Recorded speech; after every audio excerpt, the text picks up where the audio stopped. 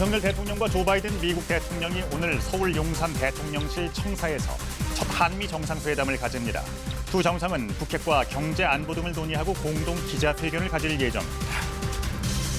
방한한 바이든 미 대통령은 첫 행선지로 평택 삼성 반도체 공장을 찾았습니다.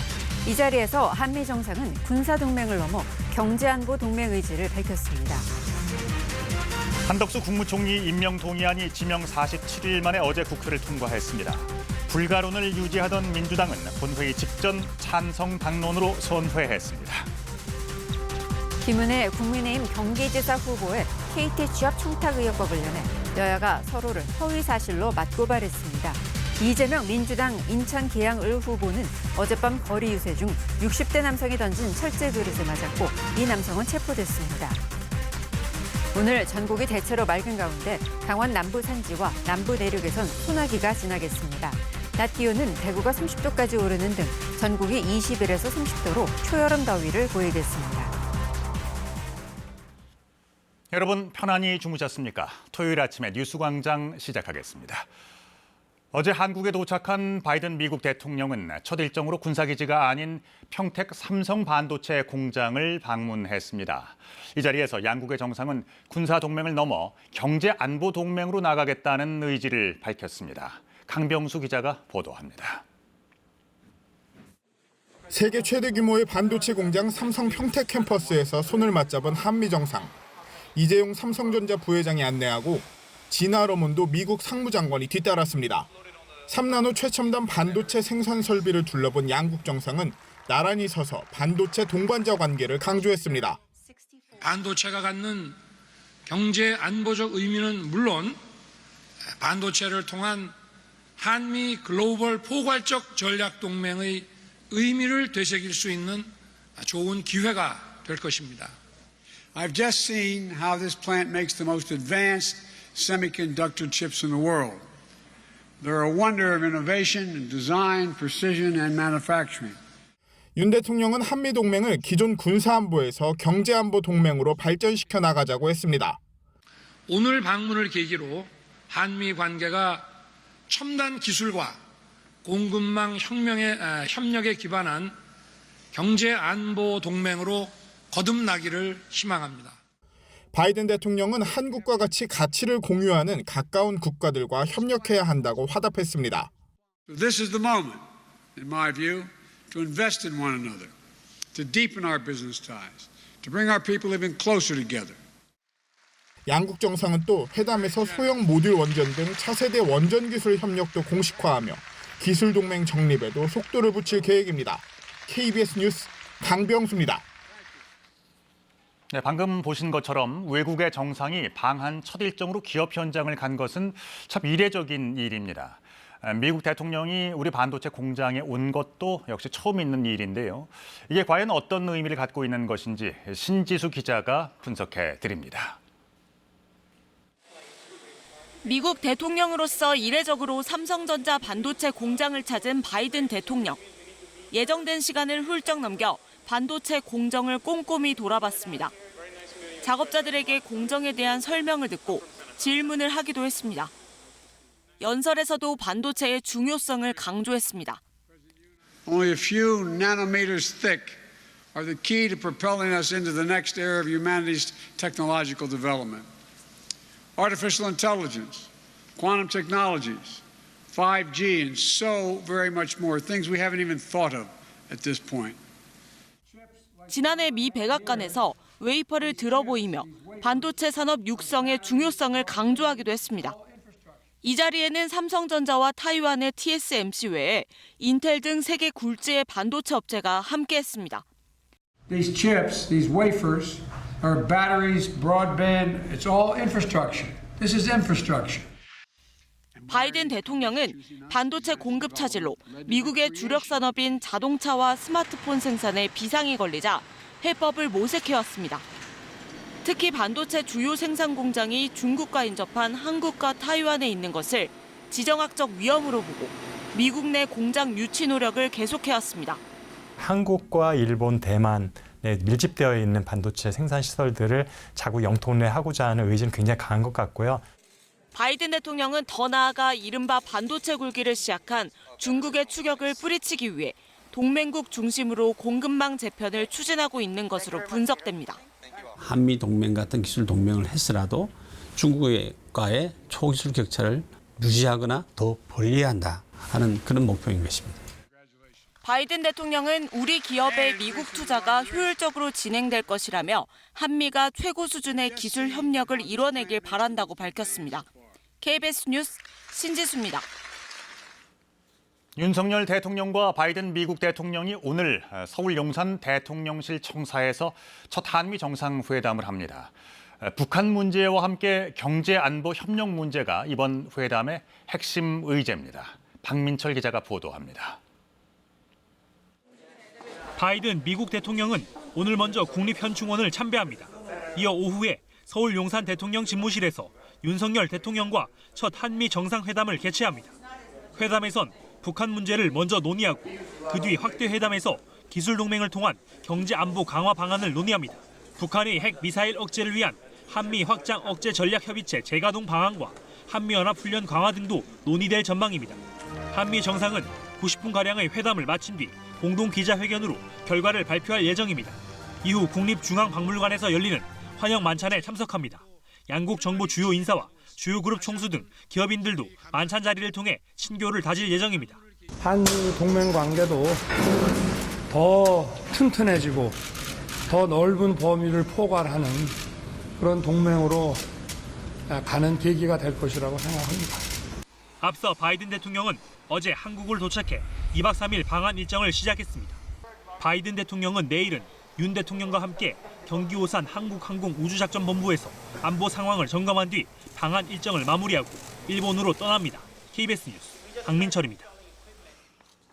한편 바이든 대통령의 한일 순방을 앞두고 중국의 시진핑 주석이 새로운 위험을 초래하지 말라며 견제 발언을 했습니다. 중국은 신흥 경제국 모임인 브릭스의 확대를 제안하고 한국에 대해서는 유화적 제스처를 보내며 미국 견제에 부심하고 있습니다. 베이징 조성원 특파원입니다. 중국이 연일 미국 주도의 인도-태평양 경제협력체를 견제하고 있는 가운데 이번엔 시진핑 주석이 직접 나섰습니다. 신흥 5개국 모임, 이른바 브릭스 외교장관 회담 인사말에서 냉전적 사고와 집단적 대립을 배격하자며 미국을 겨냥했습니다.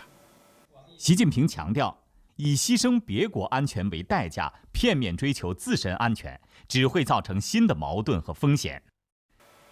그러면서 브릭스 확대도 제안했습니다. 중국과 러시아, 인도 등 기존 5개 회원국에 개발도상국들의 참여를 늘려 세력을 확장하자는 뜻입니다. 바이든 대통령의 한일 순방 기간 인도-태평양 경제협력체 출범과 쿼드 정상회의 개최를 자국의 안보와 공급망에 대한 위협으로 보고 견제에 나선 겁니다. 同地区国家一道，共商亚太团结合作之计，而不是密谋分裂对抗之策。 중일 외교장관 회담에선 역사에서 교훈을 얻으라고 일본을 몰아붙였던 중국이 한국에 대해서는 수교 이후 무역과 투자 규모가 크게 늘었다며 뗄 수 없는 협력 동반자, 중요한 이웃이라고 지켜세웠습니다. 在双方共同努力下，两国经贸关系快速发展，已互为重要经贸伙伴。 중국이 미국의 대중 견제 행보에 대한 비난 수위를 높이는 동시에 대응 방식도 모색하고 있습니다. 한중 협력을 강조한 건 한미 동맹을 견제하기 위해서란 평가가 나오는 이유입니다. 베이징에서 KBS 뉴스 조성원입니다. 한국 시민을 폭행한 혐의로 경찰에 입건돼 조사를 받은 조 바이든 미국 대통령의 경호 업무 관련 직원 2명이 미국으로 송환 조치됐다고 미국 언론이 보도했습니다. 미국 CBS와 CNN 등 현지 언론들은 문제를 일으킨 비밀 경호국 직원 2명이 어제 미국으로 송환됐고 업무에서 배제됐다고 전했습니다. 바이든 대통령의 방한에 앞서서 서울에 도착한 이들은 그제 밤 숙소로 돌아가다가 택시를 기다리던 한국 남성들과 시비가 붙어 폭행으로 이어진 것으로 알려졌습니다. 한덕수 국무총리 임명 동의안이 지명 47일 만인 어제 국회 문턱을 넘었습니다. 애초 한 후보자 불가론을 내세웠던 민주당은 본회의 직전 당론으로 찬성표를 던지기로 입장을 정리했습니다. 대통령실은 다행이다, 야당과 긴밀히 협력하겠다고 밝혔습니다. 이지훈 기자입니다. 가결되었음을 선포합니다. 한덕수 총리 임명 동의안 국회 통과는 지명 47일, 윤석열 정부 출범 열흘 만입니다. 재석 의원 250명 가운데 찬성 208명, 반대 36명, 6명은 기권했습니다. 찬성률 83%입니다. 지명 이후 줄곧 한덕수 불가론을 유지했던 민주당. 본회의 전 의원총회에서 3시간 넘는 경론 끝에 결국 당론 찬성으로 선회했습니다. 지방선거를 앞두고 새 정부 발목 잡기로 비춰지는 게 부담이라는 의견이 더 우세했던 걸로 보입니다. 새 정부의 첫 총리라는 점을 감안하여 윤석열 정부가 순조롭게 출발해 국민의 삶을 제대로 책임질 수 있도록 대승적인 차원에서 의견을 모았습니다. 국민의힘은 민주당의 전격적인 인준 협조에 경의를 표했습니다. 새 정부 출범할 수 있도록 한덕수 국무총리 임명 동의안에 대해서 가결하기로 이렇게 당론을 정해주신 점에 대해서 진심으로 감사드립니다. 고맙습니다. 한 후보자 역시 무거운 책임감을 느낀다. 국민 통합과 상생에 힘쓰겠다는 입장을 냈습니다. 위로는 대통령을 모시고 책임 총리로서 우리의 국익과 그리고 국민을 우선하는 그러한 나라를 만들고 운영하는 데 혼신의 힘을 다하겠습니다. 이로써 윤석열 정부 초대 내각은 자진 사퇴로 공석이 된 교육부 장관과 고심 중인 복지부 장관을 제외하고 임명이 완료됐습니다. 대통령실은 임명안이 통과돼 매우 다행이라며 국정 수행의 동반자인 야당과 더 긴밀히 대화하고 협력해 국정을 성공적으로 이끌겠다고 밝혔습니다. KBS 뉴스 이지윤입니다.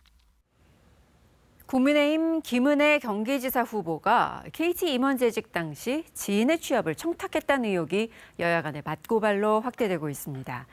양측이 서로 허위 사실을 유포하고 있다며 충돌하는 양상인데 경기지사 선거 표심에 어떤 영향을 줄지 관심입니다. 유호윤 기자가 보도합니다. 민주당은 국민의힘 김은혜 후보의 KT 취업 청탁 의혹과 관련해 공세 수위를 높였습니다. 2019년 검찰 참고인 조사에서 KT 공채에 남편의 친척을 추천했다고 김 후보가 진술한 내용이 그제 KBS 보도로 알려진 뒤입니다. 민주당은 김 후보의 해명이 거짓으로 드러났다며 자진 사퇴를 요구했습니다. 취업 청탁, 이런 것이 2030 청년들을 가장 분노하게 하는 것입니다. 김은혜 후보는 거짓말을 멈추고 후보를 자진 사퇴하십시오. 김 후보는 부정 청탁을 한 사실이 없다라며 의혹을 거듭 부인했습니다. 대상자가 채용 과정에서 떨어진 사실을 강조하며 부정한 청탁을 했다면 자신이 왜 인사 기준에 맞지 않으면 탈락시키라고 했겠냐고 반박했습니다. 부정 청탁을 한 적이 없습니다. 그 서슬퍼런 민주당 정권에서 제가 조금이라도 잘못을 했다면 저는 이 자리에 있지 않았을 겁니다. 국민의힘 김 후보 선대위는 취업 청탁 의혹을 제기한 민주당 의원 3명에 대해 허위사실 공표와 명예훼손 혐의로 검찰에 고발했습니다. 이에 맞서 민주당 경기도당도 허위사실 공표 혐의로 검찰에 고발장을 제출했습니다. 김 후보가 특정인을 추천했음에도 그제 토론회에서 부정 채용에 관여한 사실이 없다고 거짓말을 했다는 겁니다. 취업 청탁 의혹이 여야 간 맞고발로 확대되면서 지방선거 최대 격전지인 경기지사 선거에 새로운 변수로 떠올랐습니다. KBS 뉴스 유호윤입니다. 인천 계양을 국회의원 보궐선거에 출마한 더불어민주당 이재명 후보를 향해 철제 그릇을 던진 60대 남성이 체포됐습니다. 인천 계양경찰서는 공직선거법상 선거 방해 혐의로 60대 남성 A씨를 현행범으로 체포해 조사하고 있다고 밝혔습니다. A씨는 어젯밤 9시 35분쯤 인천시 계양구 계산동에서 유세 중이던 이재명 후보를 향해 철제 그릇을 던진 혐의를 받고 있습니다. 이재명 후보 캠프는 이 후보가 철제 그릇에 머리를 맞았지만 다행히 큰 부상은 없었다고 밝혔습니다. 오늘은 여름의 문턱에 들어선다는 절기소만입니다. 한낮에 서울 기온 25도, 강릉 29도, 대구는 30도까지 오르면서 더위는 계속되겠습니다. 이렇게 기온이 빠르게 오르다 보니까 오후 한때 소나기가 지나는 곳이 있겠습니다. 강원 남부 산지와 호남 동부 지역, 경남 지역을 중심으로 5에서 20mm의 소나기가 지나겠고요. 일부 지역은 천둥번개가 치거나 우박이 떨어지는 곳도 있겠습니다. 현재 전국 곳곳에 대기가 매우 건조해서 건조주의보가 내려져 있는데요. 바람도 강하게 부는 만큼 불씨 관리 잘해주셔야겠습니다. 지금 전국에는 쾌청한 하늘이 드러나 있지만 서해안 지역은 오전까지 짙은 안개를 주의하셔야겠습니다. 고기압의 영향을 받겠고요. 오늘 공기도 깨끗하겠습니다. 현재 기온 살펴보겠습니다. 서울이 17.1도 등으로 어제 아침과 기온이 비슷합니다. 독도는 17.3도 가리키고 있고요. 한낮에는 춘천이 28도, 진주 29도, 광주 28도까지 오르면서 낮 동안에는 덥게 느껴지겠습니다. 바다의 물결은 제주 남쪽 먼바다에서 최고 4m까지 거세게 일겠습니다. 일요일인 내일도 전국이 맑다가 오후 한때 곳곳에 소나기가 지나겠습니다. 날씨 정보 전해드렸습니다. 이번 지방선거에서 최대 격전지는 수도권입니다. 이 가운데 인천은 전 현직 시장이 4년 만에 재대결해서 주목을 받고 있는데요. 후보들의 공약과 선거 판세는 어떤지 임종빈 기자가 전해드립니다. 서해안 물류의 중심이자 대한민국의 관문도시 인천. 300만 인구를 가진 수도권의 한 축이면서도 지역색이 짙지 않아 주요 선거에서 치열한 격전지가 됐습니다. 재선을 노리는 민주당 박남춘 후보는 코로나19로 침체된 지역경제 활성화를 제일 공약으로 내세우며 정책의 연속성을 강조합니다. 자신의 성과인 지역화폐 인천 이음을 업그레이드해 100조 원의 경제 선순환을 만들어내겠다는 구상입니다. 이음카드의 장점을 잘 살려서 이 정말 구석구석까지 골목 구석구석까지 그 상권을 살려내고 시민들을 행복하게 해드리려고. 전임 시장인 국민의힘 유정복 후보는 오랜 현안인 지역격차 해소가 1호 공약입니다. 인천 내항 일대 182만 제곱미터를 집중 개발해 인접한 구도심에 활력을 불어넣겠다는 이른바 재물포 르네상스 프로젝트입니다. 5조 원 규모의 특별하게 형태의 기금을 마련하고 제도적으로 정책적으로 확실하게 원도심 문제를 혁신시켜서 시민행복도시를. 정의당 이정미 후보는 자치구별 돌봄센터 설치, 국공립 어린이집 확충 등을 대표 공약으로 내걸었습니다. 통합돌봄 체계 안에서 돌봄 일자리 센터를 만들어서 인천의 5만 개의 실업을 완전히 없애게 만드는 실업률 제로 인천 시대를 열 것입니다. 지상파 3사의 최근 공동 여론조사에서는 유정복 후보가 앞섰는데 아직은 승패를 단언하기 어려운 상황. 유권자들은 인천 보궐선거에 출마한 이재명 후보의 측면 지원 그리고 윤석열 정부의 국정 운영에 대한 기대감이라는 변수까지 고려해서 최종 결정을 내릴 것으로 보입니다. KBS 뉴스 임종민입니다. 수도권이 아닌 지역에서 광역단체장으로 출마를 한 후보 가운데 수도권의 부동산을 보유한 후보들도 검증을 해보았습니다. 재선과 3선에 도전하는 현역 단체장들도 포함이 됐는데요. 지역에서는 관사나 특별 공급 혜택을 받고서 수도권의 부동산을 보유한 것으로 나타났습니다.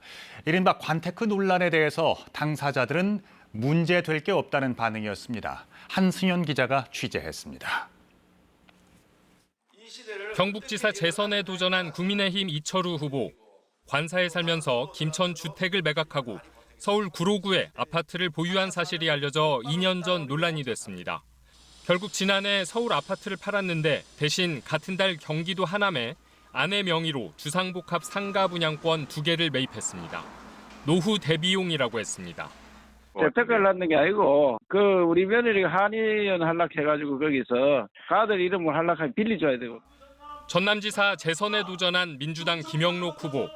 보유 중이던 해남의 아파트는 지사 출마 1년 전에 팔았고 관사에 거주해왔습니다. 대신 서울 용산구에 8년 전부터 아파트를 보유 중입니다. 이곳에 거주 중이라던 자녀는 결혼했는데 아내가 산다고 했습니다. 김영록 후보는 관사의 공공요금을 자부담하고 있으며 서울 아파트는 아내가 장모의 간병을 위해 거주하고 있다고 밝혔습니다. 세종시장 3선에 도전한 민주당 이춘희 후보.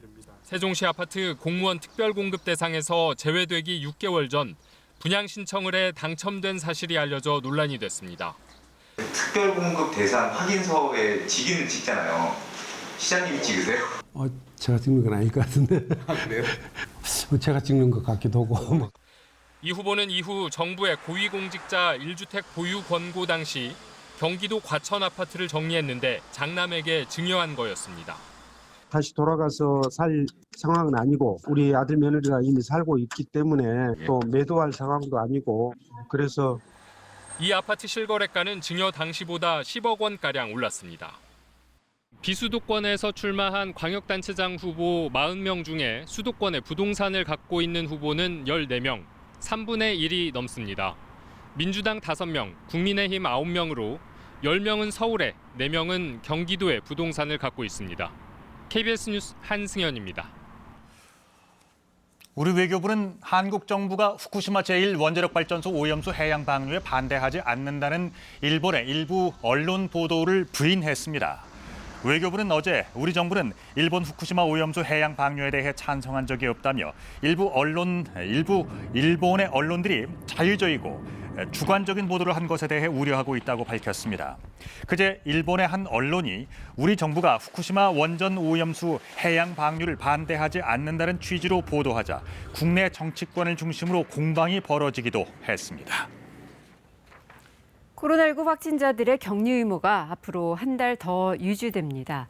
지금 격리 의무를 해제하면 코로나19 재유행 시점이 가을이 아니라 여름으로 앞당겨질 것이란 판단 때문입니다. 신지원 기자입니다. 정부가 일상회복 안착기 조치에 따라 해제를 검토했던 확진자의 7일 격리 의무를 4주 더 연장하기로 했습니다. 격리 의무를 해제한 경우에는 유행 상황에 상당한 영향이 있을 것으로 예측되었으며 현재의 감소세를 유지하지 못하고 6월에서 7월 반등할 수도 있을 것으로 예상됩니다. 격리 의무를 해제한 뒤 7월 말이 되면 유지 때보다 확진자가 최대 4.5배까지 추가 발생할 수 있다는 연구 결과를 근거로 제시했습니다. 재유행 예상 시점이 여름으로 앞당겨질 수 있다는 건데 정부는 4주간 상황을 지켜본 뒤 격리 의무를 해제할지 다시 결정하기로 했습니다. 어제 신규 확진자 수는 2만 5천여 명, 최근 2, 3만 명대로 유지되고 있지만 감소폭이 둔화하고 있습니다. 신규 변이 유입 증가도 정부가 우려하는 대목입니다. 충분히 관리 가능한 범위 내에 있으나 일부 우려스러운 점도 존재합니다. 특히 전염력이 높은 신규 변이가 국내에도 발견되어 백신 효과 저하 및 면역 회피 가능성도 제기되고 있는 상황입니다. 다음 달부터 시작되는 중고등학교의 기말고사는 확진자들도 볼 수 있게 됐습니다. 분리고사실을 운영하고 응시생들 간격을 유지하기로 했습니다.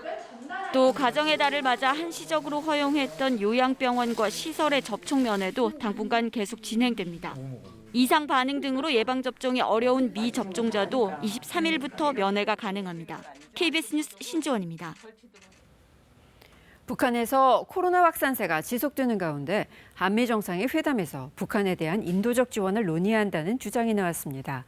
북한과 마지막으로 인도적 협의를 진행했던 로버트 킹 전 대북 인권 특사는 KBS와 만나 북한이 청하면 미국은 도울 것이라며 북한의 태도 변화를 촉구했습니다.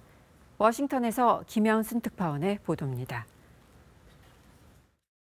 지난 12일 북한이 처음으로 코로나 발생을 공식 인정한 데 대해 로버트 킹 전 대북 인권 특사는 그만큼 북한 당국이 민심 통제에 어려움을 겪고 있다는 뜻이라고 해석했습니다. 그런데도 국제사회의 도움을 거절한 이유는 김정은의 자존심 때문일 것이라고 말했습니다. Part of it may be some insecurity on the part of Kim Jong-un. Maybe he is afraid that people will think that he can't do the job because he has to require help from outside. 킹 전 대사는 이어 바이든 미 대통령이 이번 윤석열 대통령과의 정상회담에서 대북 인도적 지원 방안을 논의하는 것이 중요하다고 밝혔습니다. It would have some symbolic merit if the North Koreans would be responsive. Yeah, when we've established the relationships at the top, it's much easier to be able to work on other issues like humanitarian issues which we need to work on. 미국이 북한에 백신 지원 계획이 없다고 선을 그은 것에 대해선 그간 북한이 답변을 하지 않았기 때문이라며 도움을 청하면 미국은 바로 손을 내밀 것이라고도 했습니다. If the North Koreans asked for assistance, I expect the United States would be willing to offer some assistance.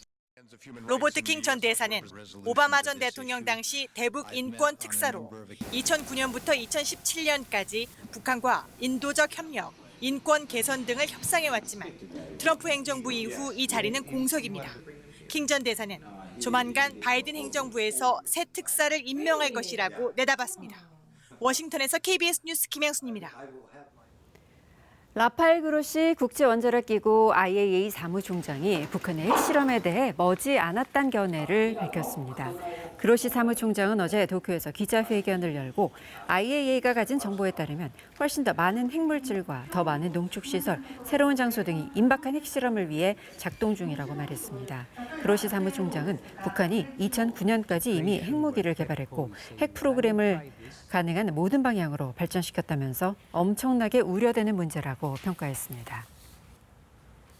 스웨덴과 핀란드가 북대서양 조약기구 나토 가입 신청을 했는데요. 러시아가 나토 확장에 대응해 부대를 신설한다는 계획을 밝혔습니다. 모스크바에서 조빈나 특파원입니다. 러시아가 서부 지역 국방력 보강 계획을 발표했습니다. 세르게이 쇼이구 러시아 국방장관은 군 고위 지휘관 회의에서 올 연말까지 서부 지역에 4단급 등 12개 부대를 편성하겠다고 밝혔습니다. 또 현대적 무기와 장비들로 무장하게 될 것이라고 강조했습니다.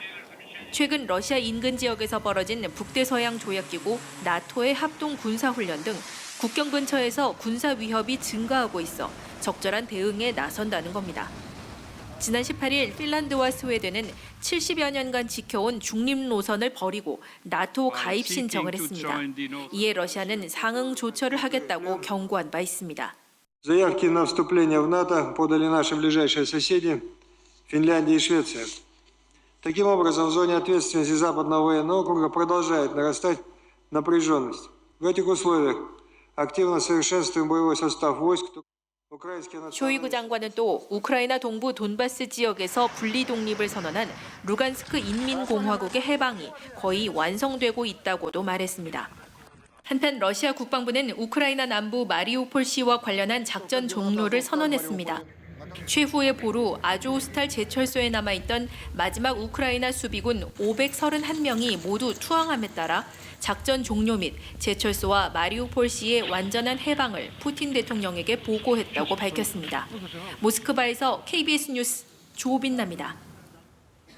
이어서 한국도로공사 연결해 주말 아침 교통 상황 알아보겠습니다. 5월의 세 번째 주말인 오늘은 절기상 본격적인 여름에 드는 소만입니다. 남부 내륙 등 소나기 예보가 있는 곳들이 있긴 하지만 대체로 화창한 날씨가 예상되는데요. 나들이 차량도 당연히 많겠죠. 고속도로 역시 혼잡하겠는데 오늘의 경우 평소보다 9만 대 정도 늘겠습니다. 현재 서해안선이 지나는 김제와 군산 등 서쪽 지역은 안개가 짙은 곳이 많습니다. 시야 확보를 위해서 전조등과 비상등 활용 잘해주셔야겠습니다. 경부선도 부산 쪽으로 아직까지는 정체 구간이 없기 때문에 서울요금소부터 천안분기점까지 가는데 1시간 정도면 충분하겠고요. 천안분기점에서 논산 천안선으로 갈아타시더라도 논산 방향 과속에만 유의하신다면 큰 어려움 없겠습니다. 강원 지역으로 가는 길이죠. 광주 원주선은 원주 쪽으로 초월일 때 짧은 정체가 조금 전부터 시작이 됐고요.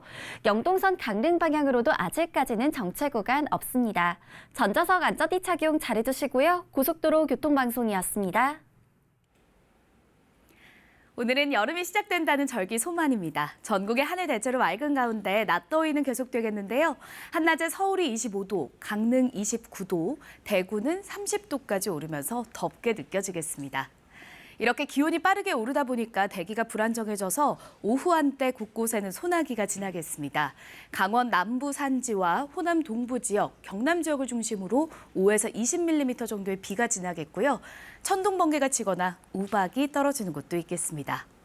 지금은 대기가 매우 건조해서 곳곳에 건조주의보가 내려져 있습니다. 바람도 강하게 부는 만큼 작은 불씨가 큰 불로 이어질 수 있다는 점 염두에 두셔야겠습니다. 지금 전국의 하늘 쾌청하지만 서해안을 중심으로는 안개가 짙게 끼어 있습니다. 이 안개가 걷히고 나면 전국의 하늘 맑겠습니다. 현재 기온 살펴보겠습니다. 춘천이 12도, 대구 18.9도, 여수 16.5도로 어제 아침과 기온이 비슷합니다. 한낮에는 서울이 25도, 강릉 29도까지 오르겠고요. 독도 19도, 진주 29도, 전주는 27도까지 오르겠습니다. 바다의 물결은 제주 남쪽 먼바다에서 최고 4m까지 거세게 일겠습니다. 일요일인 내일도 대체로 맑겠지만 오후 한때 곳곳에 소나기가 지나겠습니다. 날씨 정보 전해드렸습니다. 윤석열 대통령과 바이든 미국 대통령이 오늘 서울 용산 대통령실 청사에서 첫 한미 정상회담을 합니다. 북한 문제와 함께 경제 안보 협력 문제가 이번 회담의 핵심 의제입니다. 박민철 기자가 보도합니다. 바이든 미국 대통령은 오늘 먼저 국립현충원을 참배합니다. 이어 오후에 서울 용산 대통령 집무실에서 윤석열 대통령과 첫 한미 정상회담을 개최합니다.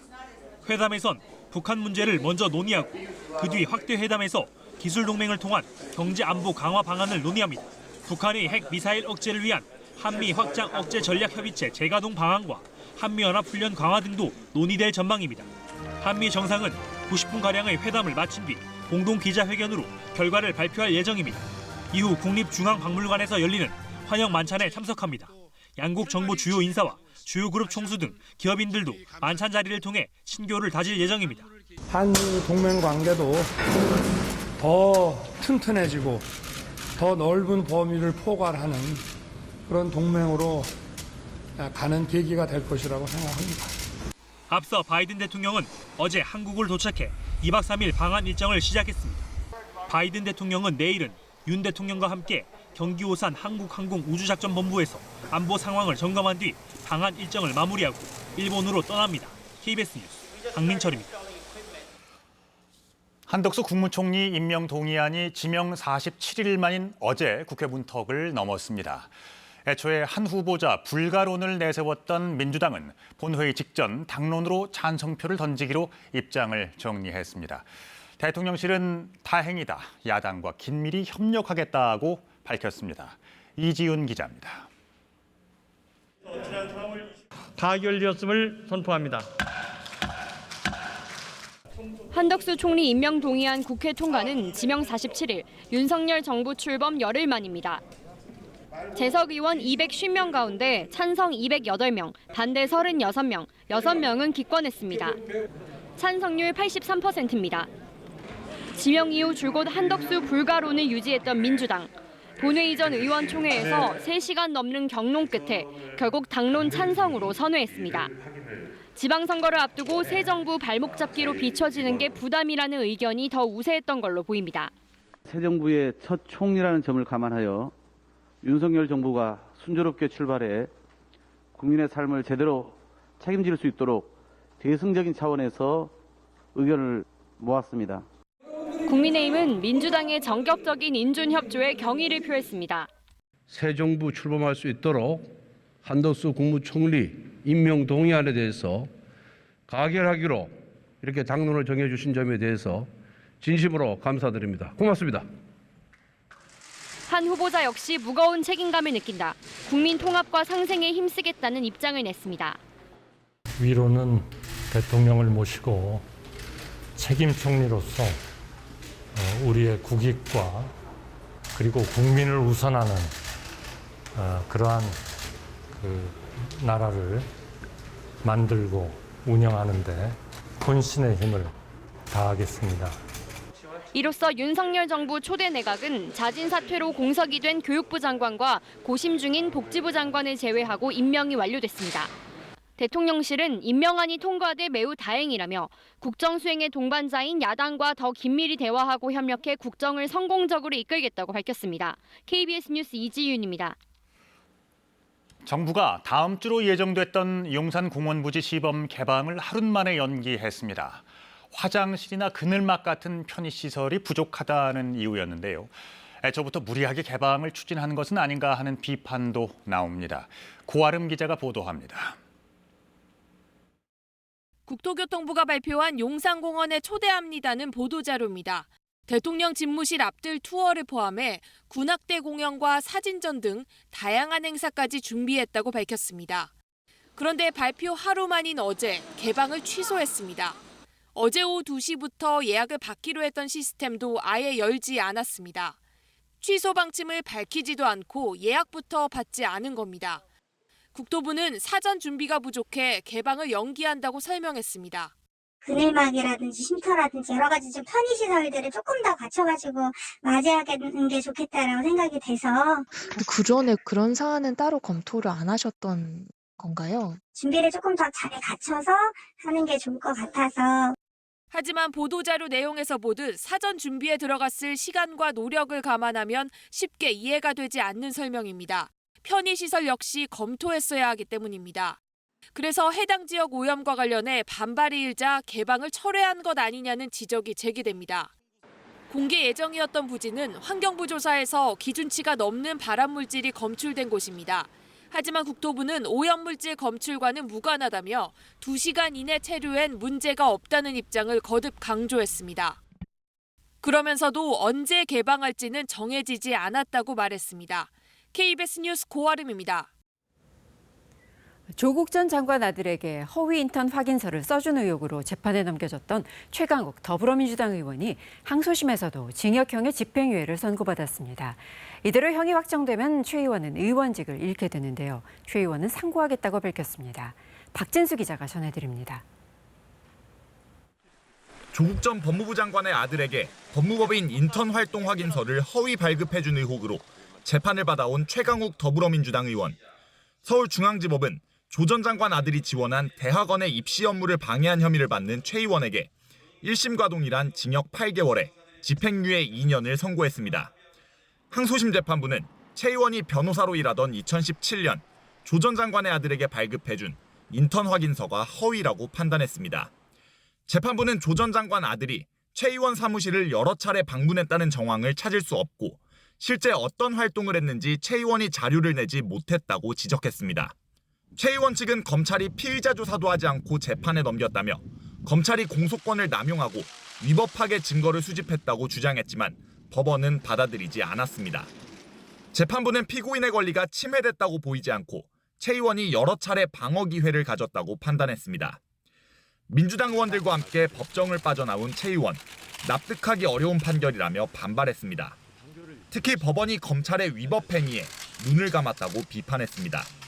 검찰은 내부적으로 지켜야 할 적법 절차를 전혀 지키지 않았습니다. 그런 부분에 대해서 판단을 회피하는 것으로 볼 수밖에 없습니다.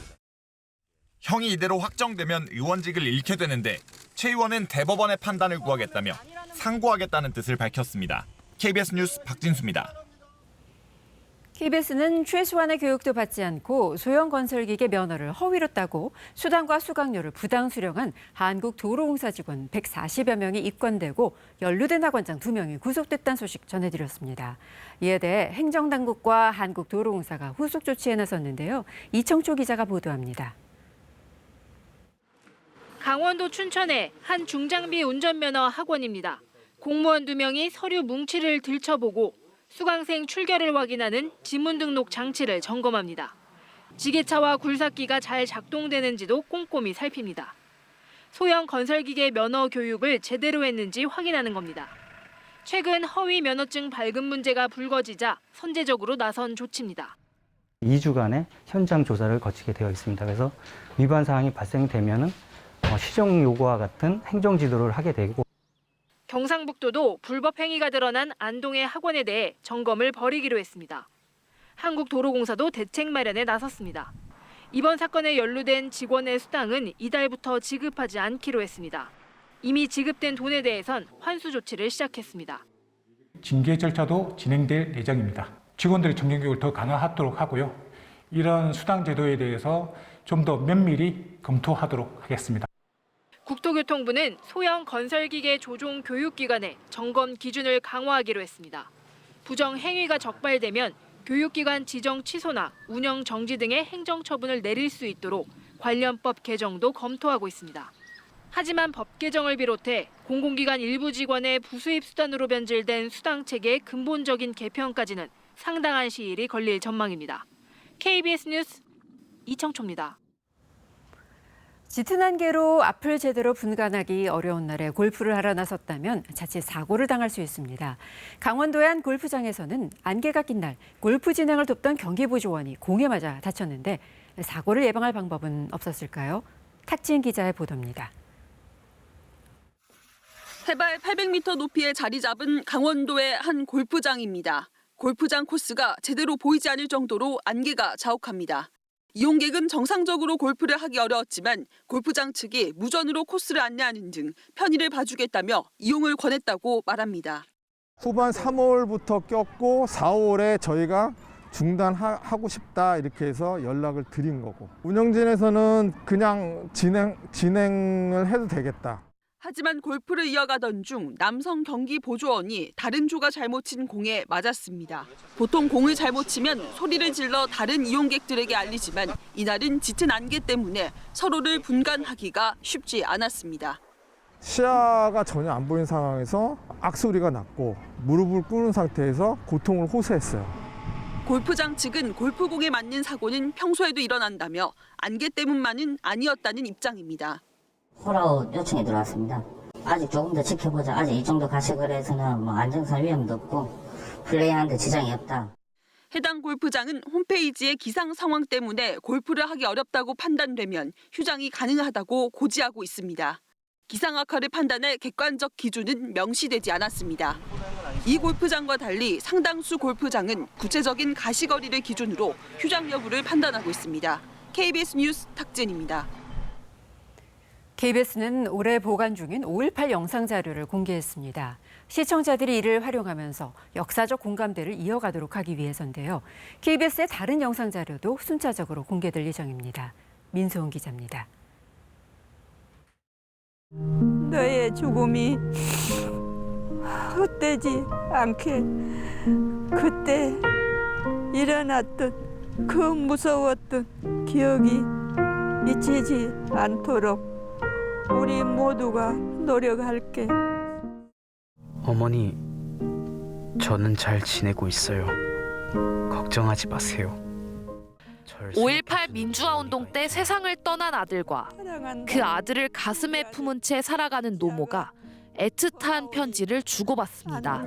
KBS가 주최한 시청자 콘텐츠 공모전에서 최우수상을 받은 다큐멘터리 작품입니다.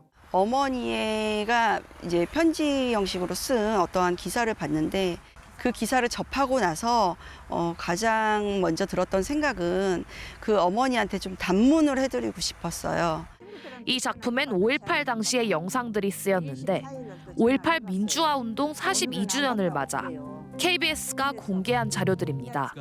KBS가 보관 중인 역사 콘텐츠 등 공공 디지털 자료를 시청자가 마음껏 활용할 수 있는 이른바 아카이브 프로젝트가 시작됐습니다. 이번 5월 이야기 공모전은 그 프로젝트의 첫 발걸음입니다. 반세기 이상 축적되어 온 그 각종 영상 등 방송 자료들을 디지털 아카이브로 구축을 하고 있는데요. 그 방송의 주인인 시청자들에게 공개하는 그 KBS 아카이브 개방 프로그램을 진행하고 있습니다. KBS가 쌓아온 영상 자료가 주인인 국민들 손에 다시 돌아가 다양한 콘텐츠로 재탄생하고 있습니다. KBS 뉴스 민소은입니다. 비닐하우스에서 재배하는 작물의 상당수는요, 토양에 남은 비료 성분 때문에 피해를 보는 경우가 많은데요. 피해 목재 등을 장시간 볶아서 만든 수채 한 종류인 바이오차라는 것이 토양의 산성화도 막고 탄소 배출도 줄이는 대안으로 주목을 받고 있습니다. 이종환 기자입니다. 딸기를 심은 비닐하우스에서 농민 여럿이 검은 수치를 토양에 뿌립니다. 참나무를 탄화시켜 만든 이른바 바이오차입니다. 토양에 남아있는 비료 성분을 중화시키는 효과가 있어 이 농가의 딸기 생산량은 20%, 소득은 30% 이상 올랐습니다. 미량요소나 미네랄 성분들이 주기적으로 용출이 되기 때문에 품질이나 상품성, 당도, 깔 이것이 좋아서 바이오차는 폐목재와 같은 산림 자원을 섭씨 350도에서 탄화시켜 만드는데 토양의 산성화를 막고 땅심을 좋게 하는 데 효과가 있습니다. 일반 숲보다 저온 상태에서 가열하는 반탄화 과정을 거치기 때문에 탄소 배출도 거의 없는 데다 토양의 질도 개선돼 비용과 노동력 절감에 도움이 됩니다. 바이오차와 같은 경우는 농업 생산 활동에서 토양의 산성화라든가 부영향화 같은 것을 방지할 수 있는 어떤 기술입니다. 이게 실용화될 수 있도록. 이 때문에 바이오차를 생산하는 농가업체도 점차 늘고 있습니다. 다양한 연구 개발을 통해서 왕겨나 그 산림 부산물을 활용해서 바이오차를 만듦으로써 원가를 절감해서 판매할 계획을 가지고 있습니다. 산림부산물을 활용한 바이오차가 탄소 중립과 친환경 농업의 방안으로 농가의 호응을 얻을 수 있을지 주목됩니다. KBS 뉴스 이종환입니다. 청와대 전면 개방을 계기로 해서 청와대에 대한 관심이 커지고 있습니다. 그런데 청와대는 언제부터 현재의 모습을 갖추게 됐을까요? 청와대의 변천 과정과 내부 공간을 볼 수 있는 전시회가 세종시 대통령 기록관에서 열리고 있습니다. 황정환 기자가 보도합니다. 1991년에 있었던 청와대 신본관 준공식입니다. 오랜 기간 낡은 건물을 증개축해 사용하다 노태우 전 대통령 지시로 본관을 신축해 현재의 모습을 갖췄습니다. 74년 동안 대통령 집무실로 사용됐지만 현재의 모습은 의외로 오래되지 않았습니다. 우리가 지은 청와대 새 본관을 준공하게 된 것을 국민 여러분과 함께 참으로 뜻깊게 생각합니다. 일제강점기 조선 총독 관저로 지어진 청와대는 미 군정사령관 관저로 사용되다 대한민국 정부 수립 뒤 이승만 전 대통령이 대통령 관저로 썼습니다. 처음에는 경복궁 뒤 넓은 터의 이름인 경무대로 불렸지만 이승만 전 대통령 하야 이후 윤보선 전 대통령이 건물의 푸른 기와에서 따온 청와대로 변경했습니다. 청와대는 본관의 중심인 집무실 외에도 소규모 회담 장소로 사용된 인왕실과 백악실, 영부인의 접견과 집무 공간인 무궁화실, 공식 행사장인 영빈관 등 다양한 공간을 갖추고 있습니다. 전시회에서는 청와대 신본관 공사 관련 서류와 구 본관 철거 모습 등의 기록물도 전시되고 있습니다. 청와대가 그동안 생소한 공간이었는데 이번 전시를 통해서 청와대의 변천사도 알 수 있고 경내 건축에 대해서도 알 수 있어서 친숙한 공간으로 바뀌길 바라는 마음으로 기록으로 보는 청와대 전시회는 대통령 기록관과 기록관 홈페이지에서 동시에 진행됩니다. KBS 뉴스 황정환입니다. 스포츠 브리핑입니다. 프로야구 두산 대 롯데 잠실 경기에서 홈런 등 집중타를 앞세운 롯데가 이겼습니다. 롯데 안치홍 선수는 파울 타구를 맞은 뒤 아픈 몸을 이끌고 홈런을 치는 근성 넘치는 장면을 연출했습니다. 경기의 주요 장면 함께 보시죠. 이제 2회 초 선두 타자가 볼넷으로 나갔습니다. 무사주자 1루, 타석의 5번 타자 피터스입니다.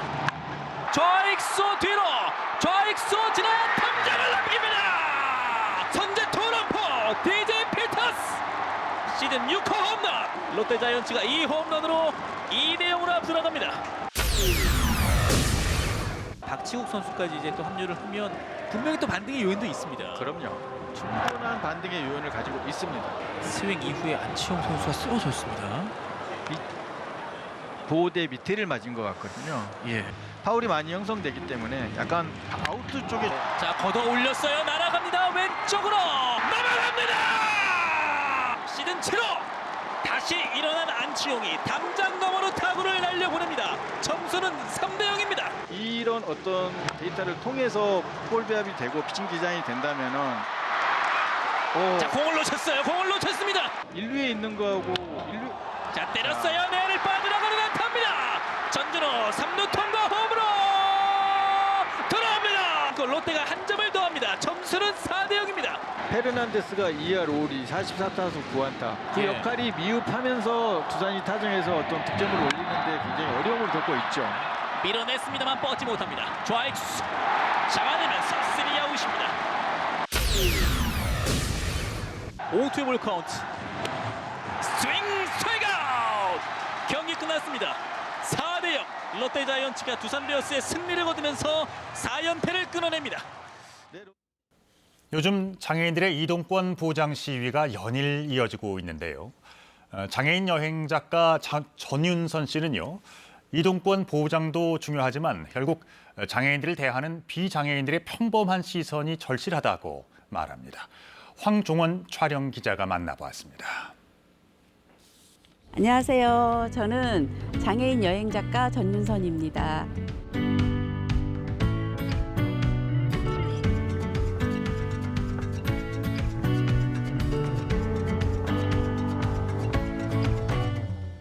저에게 여행이란 저의 존재를 확인하는 그런 행위인 것 같아요. 살아있는데 집에만 있으면은 죽은 사람이나 다름없잖아요. 저처럼 휠체어 타는 장애인들이 갈 수 있고 없고에 대한 정확한 정보를 쓰려고 많이 노력하고 있어요. 휠체어 탄 사람들은 물리적 접근성 때문에 가지 못하는 사람들이 되게 많거든요.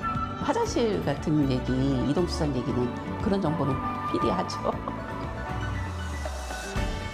장애가 뭐 사고나 이런 게 생긴 게 아니라 질병으로 생겼어요. 그냥 언젠가부터 걷기 어려워지고 언젠가부터 일어날 수 없었고 한국은 그나마 환경이 좋은 거예요. 그런데 딱 한 가지, 장애인을 대하는 태도. 사람들의 태도가 굉장히 불편한 시선으로 쳐다보고 불편하게 대하고 불친절하고 문을 열고 들어가니까는 그 식당 주인이 저한테 1,000원짜리 한 장 탁 던져주면서 나가라. 밥 안 판다고 이러는 거예요. 그래서 밥을 못 먹었죠. 장애인은 이상한 사람이 아니고 늘 같이 있는 사람. 출근도 같이 해야 되고 여행도 같이 해야 되고 제가 많이 돌아다니고 또 저와 같은 장애인들이 많이 돌아다녀서 그냥 장애인들도 그냥 평범하게 여행할 수 있구나라는 거를 사람들의 생각이 바뀌면은 물리적 장벽은 저절로 없어진다고 생각하거든요. 저처럼 휠체어 탄 사람들도 평범하게 보편적으로 여행할 수 있는 세상이 오기를 바라는 마음입니다. 오늘은 만물이 생장하기 시작한다는 절기 소만입니다. 낮 동안에는 더위가 계속되겠는데요. 한낮에 서울 25도, 강릉 29도, 대구는 30도까지 오르겠습니다. 이렇게 기온이 빠르게 오르다 보면 소나기 구름이 발달할 수 있는데요. 오늘 강원 남부 산지와 호남 동부 지역, 경남 지역을 중심으로 5에서 20mm 정도의 소나기가 오후 한때 지나겠고요. 일부 지역에는 천둥 번개가 치고 우박이 떨어지는 곳도 있겠습니다. 지금은 대기가 매우 건조해서 강원 영동 지역과 충청 내륙 지역, 남부지방을 중심으로 건조주의보가 내려져 있습니다. 바람까지 강하게 부는 만큼 불씨 관리 잘해주셔야겠습니다. 지금 하늘은 대체로 쾌청한데 서해안 지역은 오전까지 짙은 안개를 주의하셔야겠습니다. 오늘 미세먼지 농도는 보통에서 좋음 수준으로 공기도 깨끗하겠습니다. 현재 기온은 강릉이 19.7도, 대구 18.9도, 세종 13.7도로 어제 아침과 기온이 비슷합니다. 한낮에는 서울 25도, 안동 28도까지 오르겠고요. 전주가 27도, 광주 28도로 어제만큼 덥겠습니다. 바다의 물결은 제주 남쪽 먼바다에서 최고 4m까지 거세게 일겠습니다. 일요일인 내일도 하늘은 대체로 맑겠지만 오후에 소나기가 지나는 곳이 있겠고요. 다음 주에는 기온이 더 오르면서 월요일과 화요일, 수요일까지 서울의 낮 기온 29도까지 오르겠습니다. 날씨였습니다. 윤석열 대통령과 조 바이든 미국 대통령이 오늘 서울 용산 대통령실 청사에서 첫 한미 정상회담을 가집니다. 두 정상은 북핵과 경제 안보 등을 논의하고 공동 기자회견을 가질 예정입니다. 방한한 바이든 미 대통령은 첫 행선지로 평택 삼성 반도체 공장을 찾았습니다. 이 자리에서 한미 정상은 군사동맹을 넘어 경제안보 동맹 의지를 밝혔습니다. 한덕수 국무총리 임명 동의안이 지명 47일 만에 어제 국회를 통과했습니다.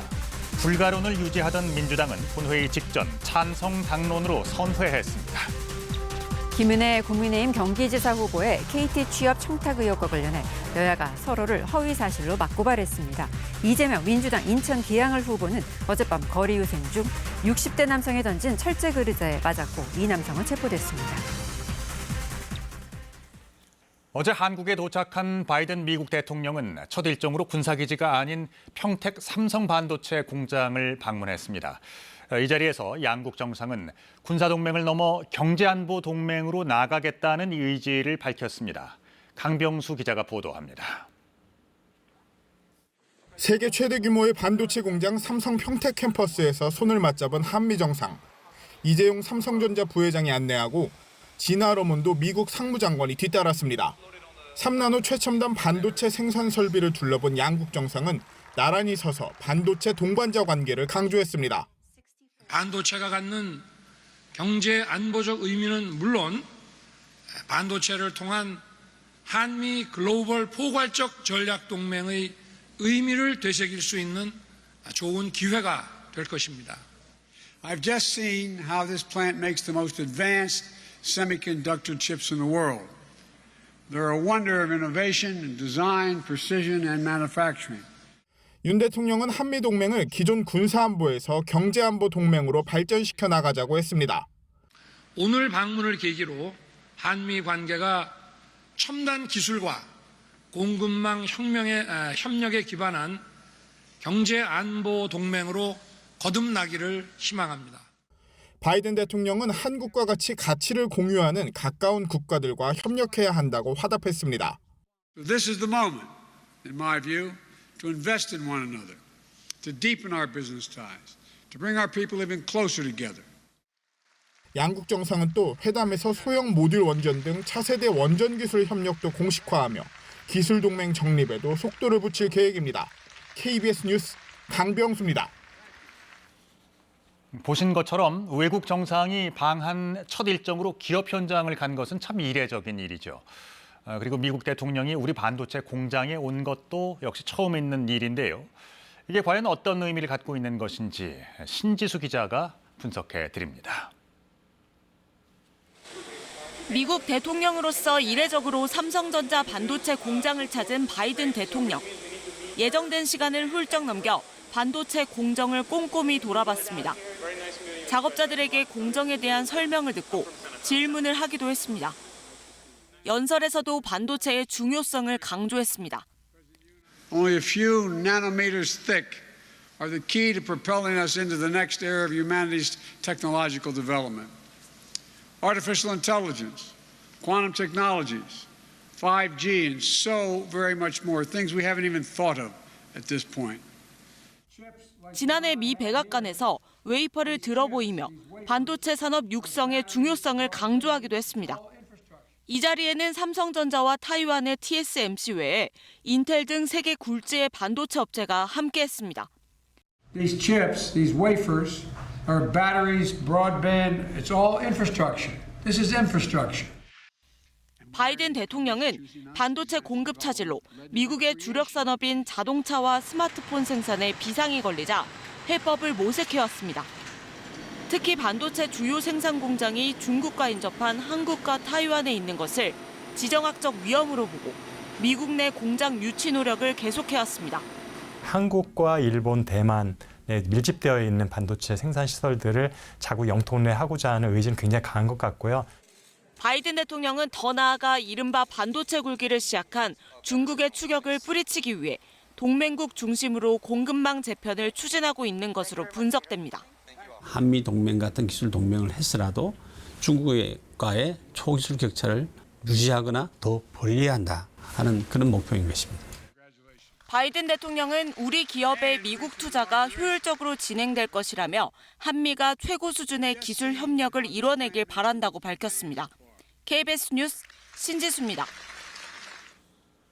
윤석열 대통령과 바이든 미국 대통령이 오늘 서울 용산 대통령실 청사에서 첫 한미 정상회담을 합니다. 북한 문제와 함께 경제안보 협력 문제가 이번 회담의 핵심 의제입니다. 박민철 기자가 보도합니다. 바이든 미국 대통령은 오늘 먼저 국립현충원을 참배합니다. 이어 오후에 서울 용산 대통령 집무실에서 윤석열 대통령과 첫 한미 정상회담을 개최합니다. 회담에선 북한 문제를 먼저 논의하고 그 뒤 확대 회담에서 기술 동맹을 통한 경제 안보 강화 방안을 논의합니다. 북한의 핵 미사일 억제를 위한 한미 확장 억제 전략 협의체 재가동 방안과 한미 연합 훈련 강화 등도 논의될 전망입니다. 한미 정상은 90분가량의 회담을 마친 뒤 공동 기자회견으로 결과를 발표할 예정입니다. 이후 국립중앙박물관에서 열리는 환영 만찬에 참석합니다. 양국 정부 주요 인사와 주요 그룹 총수 등 기업인들도 만찬 자리를 통해 친교를 다질 예정입니다.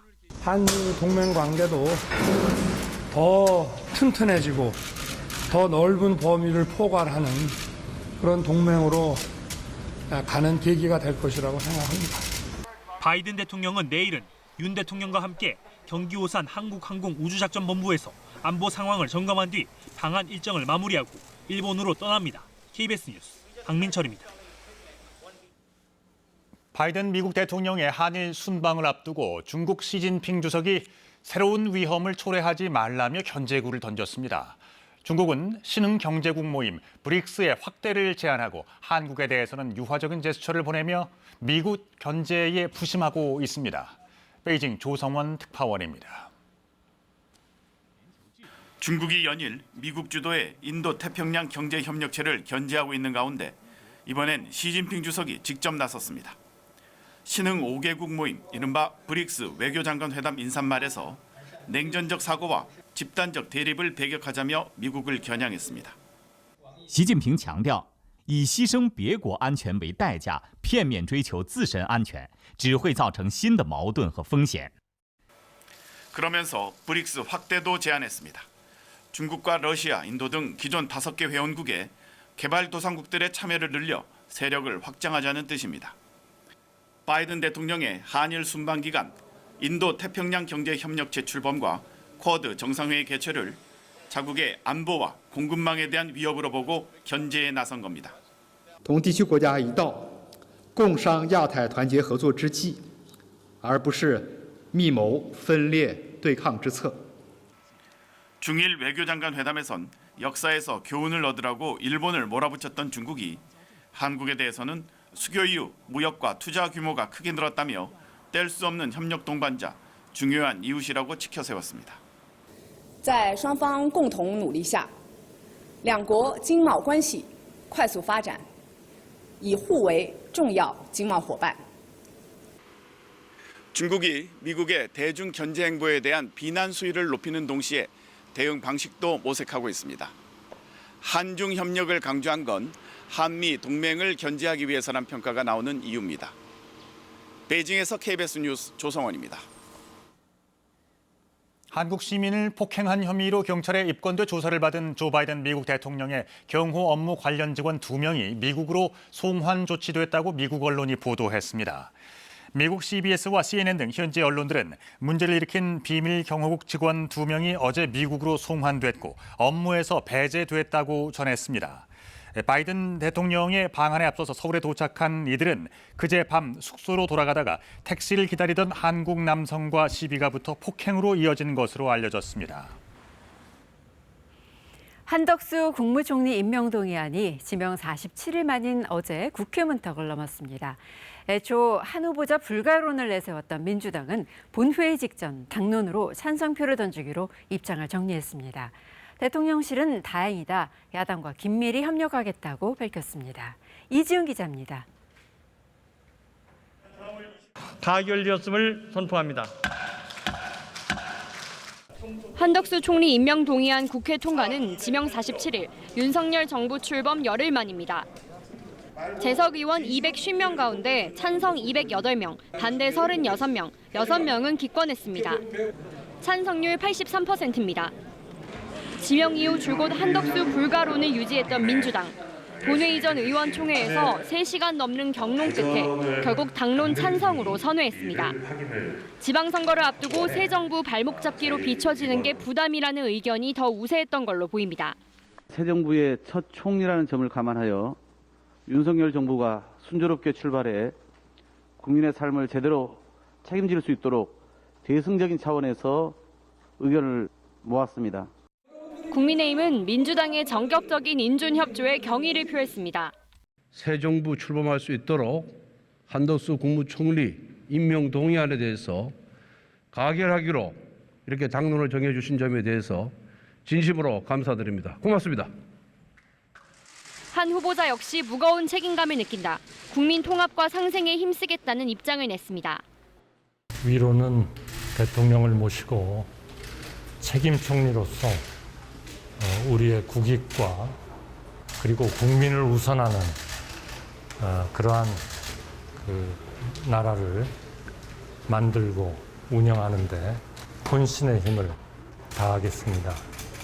이로써 윤석열 정부 초대 내각은 자진 사퇴로 공석이 된 교육부 장관과 고심 중인 복지부 장관을 제외하고 임명이 완료됐습니다.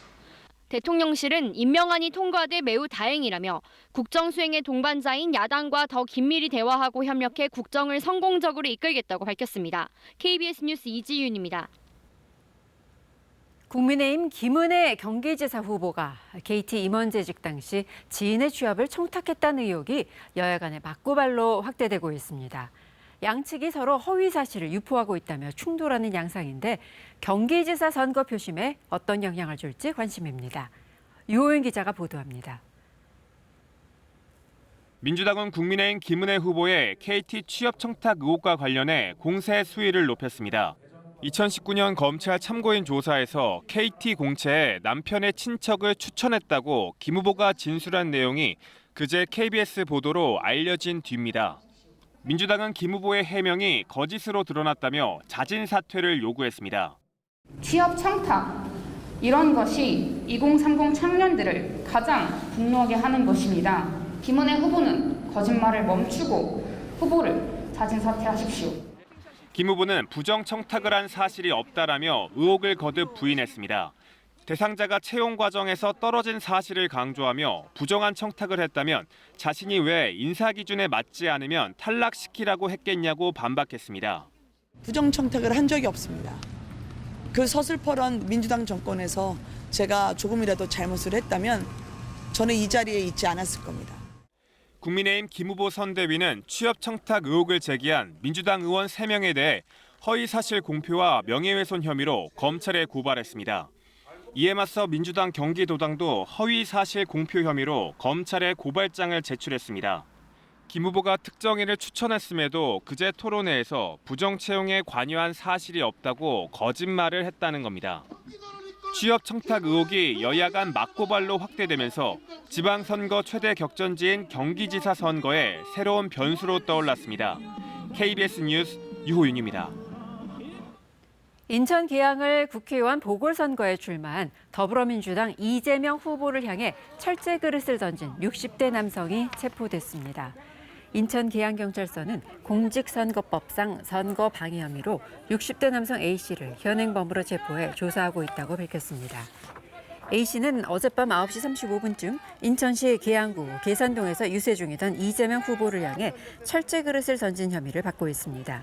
이재명 후보 캠프는 이 후보가 철제 그릇에 머리를 맞았지만 다행히 큰 부상은 없었다고 밝혔습니다. 이번 지방선거에서 최대 격전지는 수도권입니다. 이 가운데 인천은 전 현직 시장이 4년 만에 재대결하기 때문에 주목을 더욱 받고 있는데요. 후보들의 공약과 선거 판세는 어떤지 임종빈 기자가 보도합니다. 서해안 물류의 중심이자 대한민국의 관문도시 인천. 300만 인구를 가진 수도권의 한 축이면서도 지역색이 짙지 않아 주요 선거에서 치열한 격전지가 됐습니다. 재선을 노리는 민주당 박남춘 후보는 코로나19로 침체된 지역경제 활성화를 제일 공약으로 내세우며 정책의 연속성을 강조합니다. 자신의 성과인 지역화폐 인천 이음을 업그레이드해 100조 원의 경제 선순환을 만들어내겠다는 구상입니다. 이음 카드의 장점을 잘 살려서 이 정말 구석구석까지 골목 구석구석까지 그 상권을 살려내고 시민들을 행복하게 해드리려고. 전임 시장인 국민의힘 유정복 후보는 오랜 현안인 지역격차 해소가 1호 공약입니다. 인천 내항 일대 182만 제곱미터를 집중 개발해 인접한 구도심에 활력을 불어넣겠다는 이른바 재물포 르네상스 프로젝트입니다. 5조 원 규모의 특별회계 형태의 기금을 마련하고 제도적으로 정책적으로 확실하게 원도심 문제를 혁신시켜서 시민행복도시를. 정의당 이정미 후보는 자치구별 돌봄센터 설치, 국공립 어린이집 확충 등을 대표 공약으로 내걸었습니다. 통합돌봄 체계 안에서 돌봄 일자리 센터를 만들어서 인천의 5만 개의 실업을 완전히 없애게 만드는 실업률 제로 인천 시대를 열 것입니다. 지상파 3사의 최근 공동 여론조사에서는 유정복 후보가 앞섰는데 아직은 승패를 단언하기 어려운 상황. 유권자들은 인천 보궐선거에 출마한 이재명 후보의 측면 지원 그리고 윤석열 정부의 국정 운영에 대한 기대감이라는 변수까지 고려해서 최종 결정을 내릴 것으로 보입니다. KBS 뉴스 임종민입니다. 수도권이 아닌 지역에서 광역단체장으로 출마한 후보 가운데 수도권에 부동산을 보유한 후보들도 검증을 해보았습니다. 재선 3선에 도전하는 현역 단체장들도 포함이 되는데요. 지역에서는 그 관사나 특별 공급 혜택을 받고서 수도권에는 부동산을 보유한 것으로 나타났습니다. 이른바 관테크 논란에 대해서 당사자들은 문제될 것이 없다는 반응이었습니다. 한승현 기자가 취재했습니다. 경북지사 재선에 도전한 국민의힘 이철우 후보. 관사에 살면서 김천 주택을 매각하고 서울 구로구에 아파트를 보유한 사실이 알려져 2년 전 논란이 됐습니다. 결국 지난해 서울 아파트를 팔았는데 대신 같은 달 경기도 하남에 아내 명의로 주상복합 상가 분양권 2개를 매입했습니다.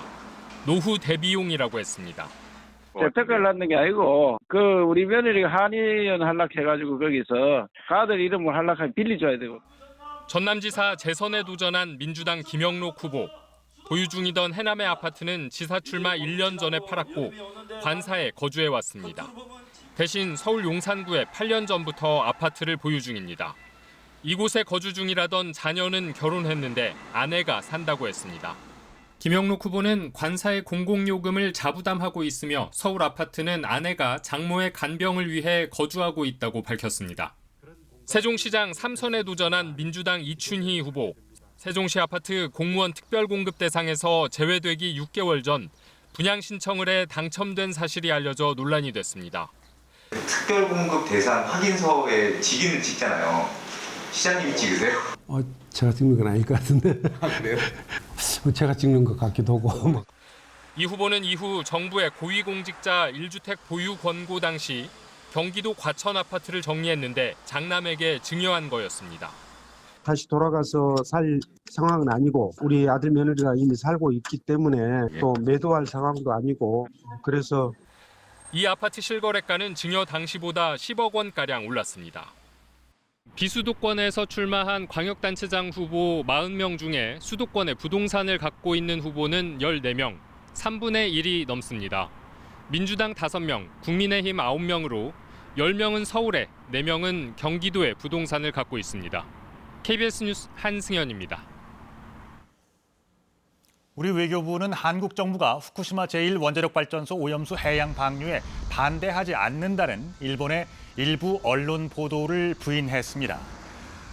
외교부는 어제 한국 정부는 일본 후쿠시마 오염수 해양 방류에 대해 찬성한 적이 없다며 일부 일본의 언론이 자의적이고 주관적인 보도를 한 것에 대해 우려하고 있다고 밝혔습니다. 그제 일본의 한 언론이 우리 정부가 후쿠시마 원전 오염수 해양 방류를 반대하지 않는다는 취지로 보도하자 국내 정치권을 중심으로 공방이 벌어지기도 했습니다.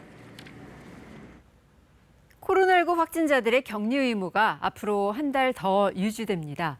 지금 격리 의무를 해제하면 코로나19 재유행 시점이 가을이 아니라 여름으로 앞당겨질 것이란 판단 때문입니다. 신지원 기자입니다. 정부가 일상회복 안착기 조치에 따라 해제를 검토했던 확진자의 7일 격리 의무를 4주 더 연장하기로 했습니다. 격리 의무를 해제한 경우에는 유행 상황에 상당한 영향이 있을 것으로 예측되었으며 현재의 감소세를 유지하지 못하고 6월에서 7월 반등할 수도 있을 것으로 예상됩니다. 격리 의무를 해제한 뒤 7월 말이 되면 유지 때보다 확진자가 최대 4.5배까지 추가 발생할 수 있다는 연구 결과를 근거로 제시했습니다.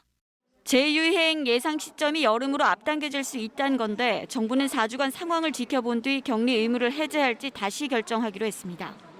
어제 신규 확진자 수는 2만 5천여 명, 최근 2, 3만 명대로 유지되고 있지만 감소폭이 둔화하고 있습니다. 신규 변이 유입 증가도 정부가 우려하는 대목입니다. 충분히 관리 가능한 범위 내에 있으나 일부 우려스러운 점도 존재합니다. 특히 전염력이 높은 신규 변이가 국내에도 발견되어 백신 효과 저하 및 면역 회피 가능성도 제기되고 있는 상황입니다. 다음 달부터 시작되는 중고등학교의 기말고사는 확진자들도 볼 수 있게 됐습니다. 분리고사실을 운영하고 응시생들 간격을 유지하기로 했습니다. 또 가정의 달을 맞아 한시적으로 허용했던 요양병원과 시설의 접촉 면회도 당분간 계속 진행됩니다. 이상 반응 등으로 예방접종이 어려운 미접종자도 23일부터 면회가 가능합니다. KBS 뉴스 신지원입니다. 북한에서 코로나 확산세가 지속되는 가운데 한미 정상의 회담에서 북한에 대한 인도적 지원을 논의한다는 주장이 나왔습니다. 북한과 마지막으로 인도적 협의를 진행했던 로버트 킹 전 대북 인권 특사는 KBS와 만나 북한이 정하면 미국은 도울 것이라며 북한의 태도 변화를 촉구했습니다. 워싱턴에서 김양순 특파원의 보도입니다. 지난 12일 북한이 처음으로 코로나 발생을 공식 인정한 데 대해 로버트 킹 전 대북 인권 특사는 그만큼 북한 당국이 민심 통제에 어려움을 겪고 있다는 뜻이라고 해석했습니다. 그런데도 국제사회의 도움을 거절한 이유는 김정은의 자존심 때문일 것이라고 말했습니다. Part of it may be some insecurity on the part of Kim Jong-un. Maybe he is afraid that people will think that he can't do the job because he has to require help from outside. 킹 전 대사는 이어 바이든 미 대통령이 이번 윤석열 대통령과의 정상회담에서 대북 인도적 지원 방안을 논의하는 것이 중요하다고 밝혔습니다.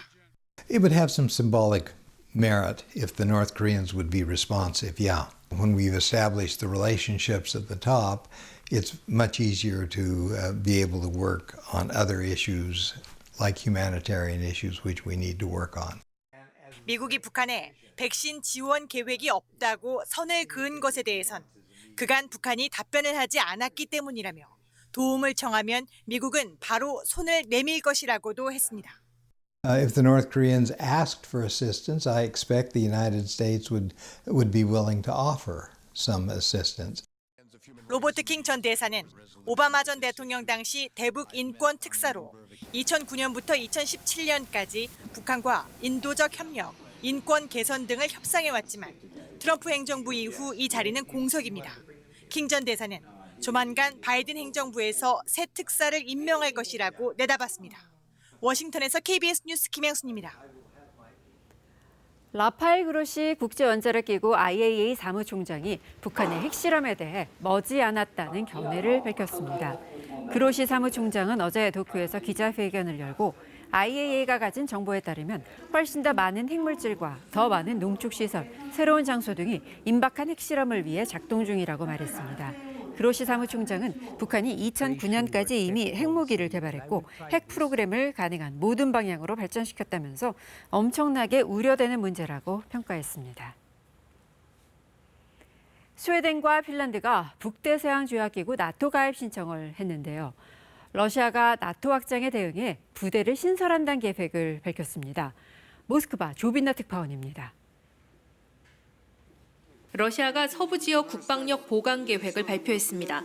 세르게이 쇼이구 러시아 국방장관은 군 고위 지휘관 회의에서 올 연말까지 서부 지역에 사단급 등 12개 부대를 편성하겠다고 밝혔습니다. 또 현대적 무기와 장비들로 무장하게 될 것이라고 강조했습니다. 최근 러시아 인근 지역에서 벌어진 북대서양 조약기구 나토의 합동 군사훈련 등 국경 근처에서 군사 위협이 증가하고 있어 적절한 대응에 나선다는 겁니다. 지난 18일 핀란드와 스웨덴은 70여 년간 지켜온 중립 노선을 버리고 나토 가입 신청을 했습니다. 이에 러시아는 상응 조처를 하겠다고 경고한 바 있습니다. Заявки на вступление в НАТО подали наши ближайшие соседи Финляндия и Швеция. Таким образом, в зоне ответственности Западного военного округа продолжает нарастать напряженность. В этих условиях активно совершенствуем боевой состав войск. 쇼이구 장관은 또 우크라이나 동부 돈바스 지역에서 분리 독립을 선언한 루간스크 인민공화국의 해방이 거의 완성되고 있다고도 말했습니다. 한편 러시아 국방부는 우크라이나 남부 마리우폴시와 관련한 작전 종료를 선언했습니다. 최후의 보루 아조우스탈 제철소에 남아있던 마지막 우크라이나 수비군 531명이 모두 투항함에 따라 작전 종료 및 제철소와 마리우폴시의 완전한 해방을 푸틴 대통령에게 보고했다고 밝혔습니다. 모스크바에서 KBS 뉴스 조빈나입니다. 정부가 다음 주로 예정됐던 용산공원 부지 시범 개방을 하루 만에 연기했습니다. 화장실이나 그늘막 등 편의시설이 부족하다는 이유인데 애초부터 무리하게 개방을 추진한 것 아니냐는 비판이 나옵니다. 구아름 기자가 보도합니다. 국토교통부가 발표한 용산공원에 초대합니다는 보도자료입니다. 대통령 집무실 앞들 투어를 포함해 군악대 공연과 사진전 등 다양한 행사까지 준비했다고 밝혔습니다. 그런데 발표 하루 만인 어제 개방을 취소했습니다. 어제 오후 2시부터 예약을 받기로 했던 시스템도 아예 열지 않았습니다. 취소 방침을 밝히지도 않고 예약부터 받지 않은 겁니다. 국토부는 사전 준비가 부족해 개방을 연기한다고 설명했습니다. 그늘막이라든지 쉼터라든지 여러 가지 좀 편의시설들을 조금 더 갖춰가지고 맞이하는 게 좋겠다라고 생각이 돼서. 그 전에 그런 사안은 따로 검토를 안 하셨던 건가요? 준비를 조금 더 잘 갖춰서 하는 게 좋을 것 같아서. 하지만 보도자료 내용에서 보듯 사전 준비에 들어갔을 시간과 노력을 감안하면 쉽게 이해가 되지 않는 설명입니다. 편의시설 역시 검토했어야 하기 때문입니다. 그래서 해당 지역 오염과 관련해 반발이 일자 개방을 철회한 것 아니냐는 지적이 제기됩니다. 공개 예정이었던 부지는 환경부 조사에서 기준치가 넘는 발암물질이 검출된 곳입니다. 하지만 국토부는 오염물질 검출과는 무관하다며 2시간 이내 체류엔 문제가 없다는 입장을 거듭 강조했습니다. 그러면서도 언제 개방할지는 정해지지 않았다고 말했습니다. KBS 뉴스 고아름입니다. 오늘은 여름의 문턱에 접어든다는 절기 소만입니다. 낮 기온이 쑥쑥 오르면서 오늘도 더위가 계속되겠는데요. 한낮의 서울 기온이 25도, 강릉 29도, 대구는 30도까지 치솟겠습니다. 이렇게 기온이 빠르게 오르다 보니까 곳곳에서 소나기 구름이 피어오르겠습니다.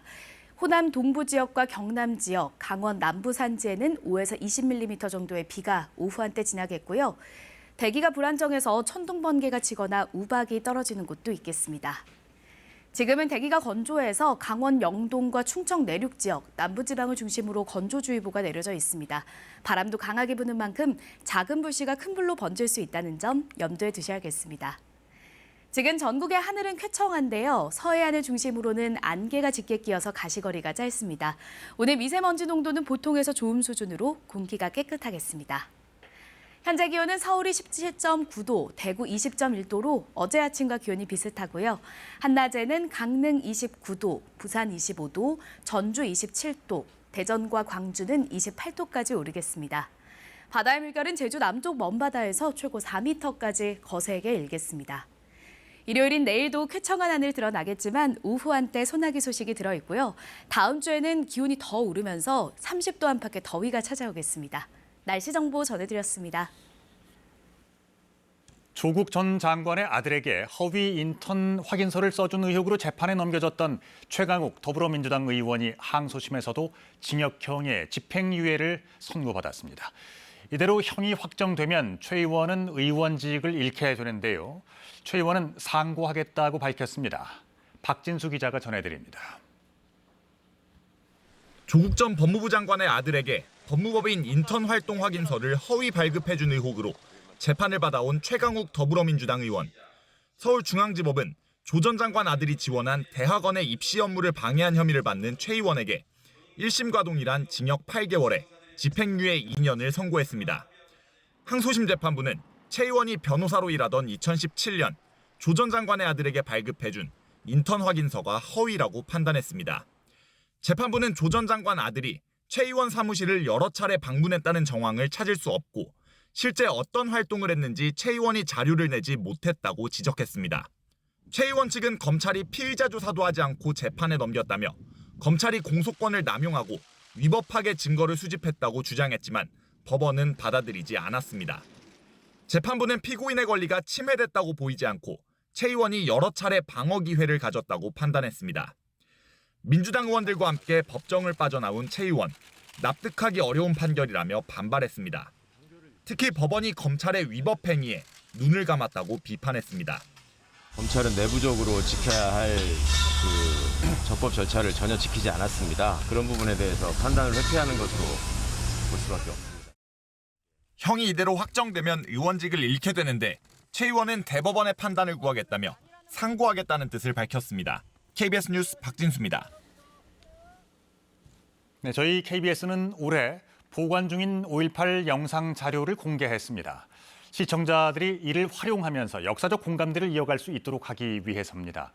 KBS의 다른 영상 자료들도 순차적으로 공개할 예정입니다. 민소은 기자입니다. 너의 죽음이 헛되지 않게 그때 일어났던 그 무서웠던 기억이 잊히지 않도록 우리 모두가 노력할게. 어머니, 저는 잘 지내고 있어요. 걱정하지 마세요. 5.18 민주화 운동 때 세상을 떠난 아들과 그 아들을 가슴에 품은 채 살아가는 노모가 애틋한 편지를 주고받습니다. KBS가 주최한 시청자 콘텐츠 공모전에서 최우수상을 받은 다큐멘터리 작품입니다. 어머니가 이제 편지 형식으로 쓴 어떠한 기사를 봤는데 그 기사를 접하고 나서 가장 먼저 들었던 생각은 그 어머니한테 좀 단문을 해드리고 싶었어요. 이 작품엔 5.18 당시의 영상들이 쓰였는데 5.18 민주화 운동 42주년을 맞아 KBS가 공개한 자료들입니다. KBS가 보관 중인 역사 콘텐츠 등 공공 디지털 자료를 시청자가 마음껏 활용할 수 있는 이른바 아카이브 프로젝트가 시작됐습니다. 이번 5월 이야기 공모전은 그 프로젝트의 첫 발걸음입니다. 반세기 이상 축적되어 온 그 각종 영상 등 방송 자료들을 디지털 아카이브로 구축을 하고 있는데요. 그 방송의 주인인 시청자들에게 공개하는 그 KBS 아카이브 개방 프로그램을 진행하고 있습니다. KBS가 쌓아온 영상 자료가 주인인 국민들 손에 다시 돌아가 다양한 콘텐츠로 재탄생하고 있습니다. KBS 뉴스 민소은입니다. 청와대 전면 개방을 계기로 청와대에 대한 관심이 커지고 있는데요. 이 청와대는 언제부터 현재 모습을 갖췄을까요? 직접 가보지 않아도 청와대의 변천 과정과 내부 공간을 볼 수 있는 전시회가 세종시 대통령 기록관에서 열리고 있습니다. 황정환 기자가 보도합니다. 1991년에 있었던 청와대 신본관 준공식입니다. 오랜 기간 낡은 건물을 증개축해 사용하다 노태우 전 대통령 지시로 본관을 신축해 현재의 모습을 갖췄습니다. 74년 동안 대통령 집무실로 사용됐지만 현재의 모습은 의외로 오래되지 않았습니다. 우리가 지은 청와대 새 본관을 준공하게 된 것을 국민 여러분과 함께 참으로 뜻깊게 생각합니다. 일제강점기 조선 총독 관저로 지어진 청와대는 미 군정사령관 관저로 사용되다 대한민국 정부 수립 뒤 이승만 전 대통령이 대통령 관저로 썼습니다. 처음에는 경복궁 뒤 넓은 터의 이름인 경무대로 불렸지만 이승만 전 대통령 하야 이후 윤보선 전 대통령이 건물의 푸른 기와에서 따온 청와대로 변경했습니다. 청와대는 본관의 중심인 집무실 외에도 소규모 회담 장소로 사용된 인왕실과 백악실, 영부인의 접견과 집무 공간인 무궁화실, 공식 행사장인 영빈관 등 다양한 공간을 갖추고 있습니다. 전시회에서는 청와대 신본관 공사 관련 서류와 구 본관 철거 모습 등의 기록물도 전시되고 있습니다. 청와대가 그동안 생소한 공간이었는데 이번 전시를 통해서 청와대의 변천사도 알 수 있고 경내 건축에 대해서도 알 수 있어서 친숙한 공간으로 바뀌길 바라는 마음으로 기록으로 보는 청와대 전시회는 대통령 기록관과 기록관 홈페이지에서 동시에 진행됩니다. KBS 뉴스 황정환입니다. 반려동물을 키우는 인구가 1,500만 명을 넘어섰습니다. 국민 4명 가운데 1명은 동물과 함께 살고 있다는 건데 덩달아 버려지는 동물도 늘고 있습니다. 지난해 전국에서 유기 유실된 동물은 11만 마리가 넘는 가운데 입양률은 30%대로 저조합니다. 보도에 윤희정 기자입니다. 대구의 한 사설 유기견 보호소입니다. 대구 경북에서 가장 큰 규모로 350마리가 넘는 유기견들이 있습니다. 3년 전보다 20% 넘게 늘어나 사료값도 감당하기 힘든 상황입니다. 한 마리 입양 보내면 2마리가 들어와요. 아픈 애들 많이 버리니까 최근에 이제 보호소 애들도 지금 치료받는 애들 많은데 걔네들가 치료하려니까 경제적으로도 어렵고. 지난해 전국에서 유기 유실된 반려동물은 11만 6천여 마리. 5년 동안 유기 유실된 동물만 50만 마리가 넘습니다. 하지만 다시 입양하는 비율은 5년째 30%대에 머물고 있습니다. 입양되지 못한 동물은 법적으로 일주일의 공고를 거쳐 열흘 이상 소유자나 입양자가 나타나지 않으면 자치단체가 안락사 여부를 결정하게 됩니다. 지난해 전국 평균 보호기간은 27일. 이 기간 안에 입양되지 못한 18%의 유기동물들은 안락사됐습니다. 서울과 창원, 대구 등 일부 지방자치단체에서는 유기견 입양률을 높이기 위해 치료비나 개물림 사고로 인한 배상 등을 보장받을 수 있는 반려동물 보험을 1년간 무상으로 지원하기로 했습니다. 전문가들은 행정 지원뿐 아니라 시민인식 전환이 뒷받침돼야 한다고 강조합니다. 입양을 했다 그러면 정말 내와 같은 가족이라는 생각으로 이름이 반려지 않습니까? 가족과 같은 마음으로 반려동물을 키워야 된다고. 반려동물 양육 인구 1,500만 시대, 건강한 입양 문화 정착을 위한 시민들의 동참이 필요한 때입니다. KBS 뉴스 윤희정입니다. 동네 빵집부터 대전 지역을 대표하는 빵집은 물론 전국의 유명 빵집까지 제빵 달인들의 빵을 한 곳에서 즐길 수 있는 빵 모아땅 축제가 오늘부터 대전에서 열립니다. 백상현 기자입니다. 치즈크림을 돌돌 마른 빵과 토마토와 바질 소스를 곁들인 빵, 하얀 치즈를 듬뿍 올린 타르트까지 다양한 종류의 빵들이 진열대에 한가득입니다. 오븐에서는 갓 구워낸 빵이 먹음직스럽게 나옵니다. 헤비랑 페스츄리를 가장 좋아하고 빵집 오면 맛있는 빵들이 있어서 좋아요. 수십 년 동안 팥빵을 대표 브랜드로 고집해온 이 빵집. 쉴 새 없이 반죽을 빚는 제빵사의 손놀림이 분주해지고 커다란 통 안에는 빵에 넣을 붉은 팥이 펄펄 끓어갑니다. 꽤 오랜 시간이 걸리거든요. 그래서 아마 이 팥이 아마 드셨을 때 정말 참 맛있다 그런 감동을 받을 수 있도록. 이런 동네 빵집과 전국 50여 곳의 유명 빵집들의 대표 빵들이 한자리에 모입니다. 지난해에 이어 대전에서 두 번째로 열리는 빵 모아땅 축제입니다. 코로나19로 시식이 제한됐던 지난해와 달리 올해는 누구나 맛있는 빵을 맛볼 수도 있습니다. 또 노잼, 꿀잼 같이 대전에 붙은 별명을 이용해 개발한 잼 상품도 개임 행사를 통해 받을 수 있습니다. 대전이 좀 노잼 도시라는 그런 불명예를 안고 있는데 어떻게 하면 꿀잼 도시로 만들까 이렇게 생각하다가 그중에 대전만의 컨텐츠로 축제를 한번 만들어 봐야 되겠다.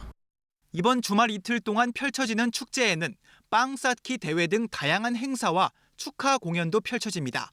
KBS 뉴스 백상현입니다.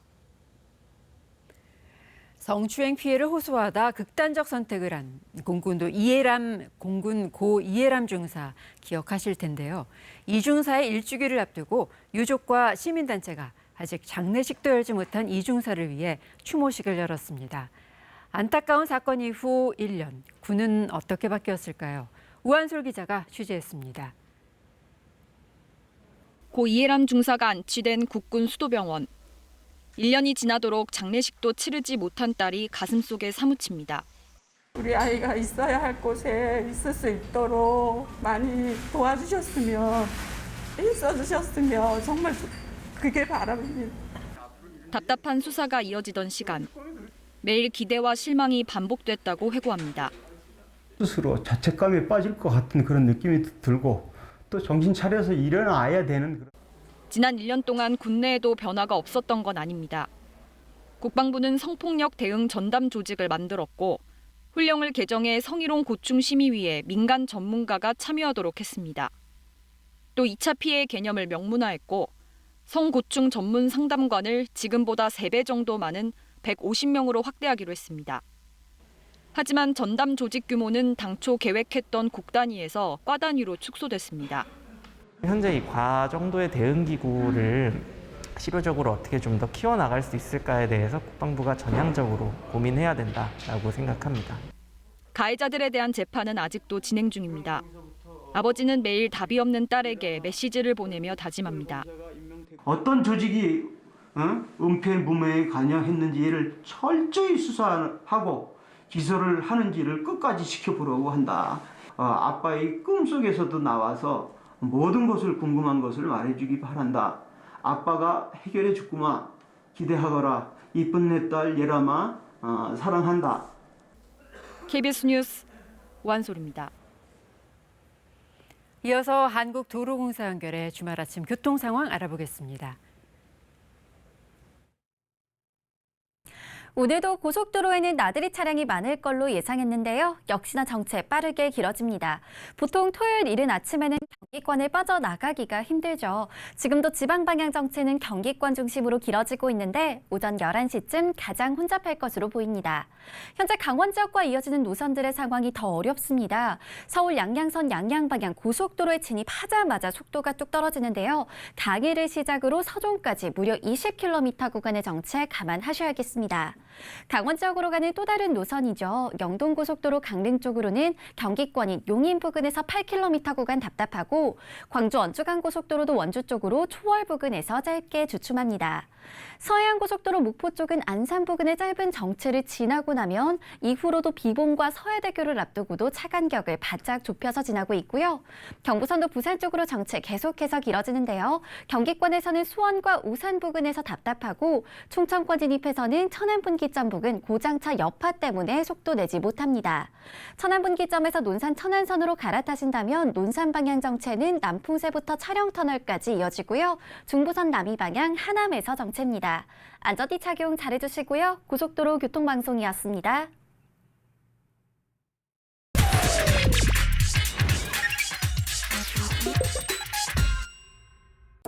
러시아의 공습이 계속되는 요즘 모두가 우크라이나를 떠나고 있는 것 같지만 이곳에 남기로 선택한 사람들이 있습니다.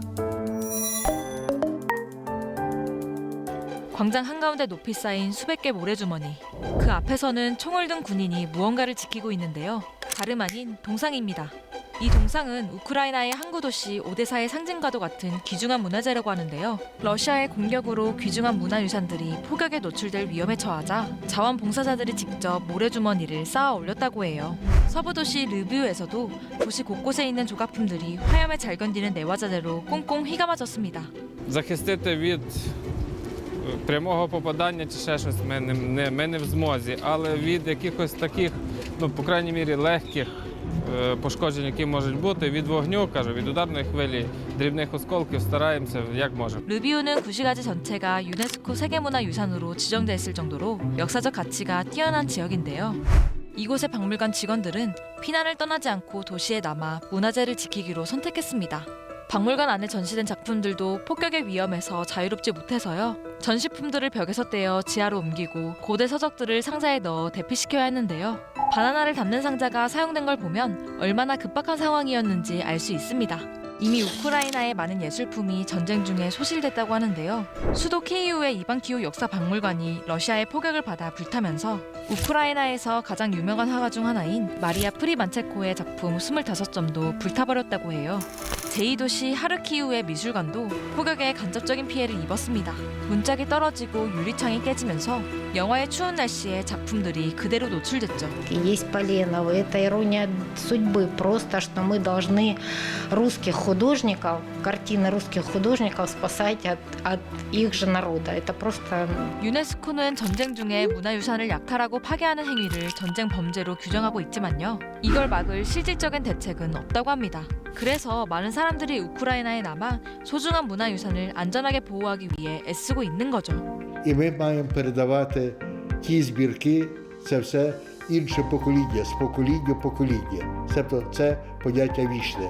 Так само, як і людське життя має бути вічне, і людина має дбати за людину, не вбивати. Людина тоді має це робити, коли вона захищає щось. Ми захищаємо свою державу, ми захищаємо свою культуру, і за це, напевно, так само вартує віддати то життя, щоб зберегти вічність.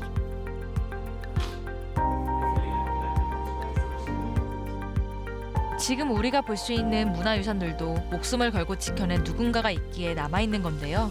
역사와 문화는 한 나라의 정체성과도 같습니다. 그 정체성을 지키려는 사람들을 위해서라도 우크라이나에 하루빨리 평화가 찾아오길 기원합니다.